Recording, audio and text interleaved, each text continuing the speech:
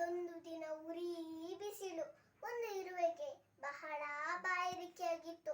ಅದು ಅಲ್ಲೇ ಇದ್ದ ಕೆರೆಯ ಬಳಿಗೆ ಹೋಯಿತು. ಅದು ಬಗ್ಗಿ ನೀರು ಕುಡಿಯಿತು.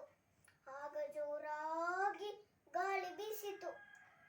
ಅದು ದಬಕ್ಕನೆ ಅಂದು ಬಿದ್ದಿ ಹೋಯಿತು. ಅದು ಅಲ್ಲೇ ಇದ್ದ ಪಾರಿವಾಳಕ್ಕೆ ಬೇಸರವಾಯಿತು. ಅದು ಒಂದೊಂದೇ ಎಲೆ ಬೀಸಿತು.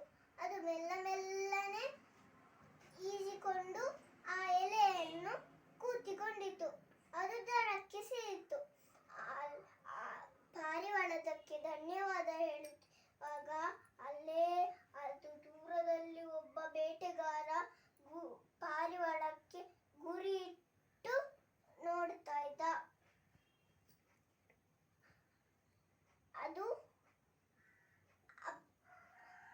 ಅವಾಗನೇ ಓಡಿಕೊಂಡು ಅವನ ಕಾಲಿಗೆ ಕಚ್ಚಿಕೊಂಡಿತು. ಅಯ್ಯೋ ಅಮ್ಮ, ಉರಿ ಉರಿ ಎಂದು ಕೂಗಿಕೊಂಡಿದ್ದ.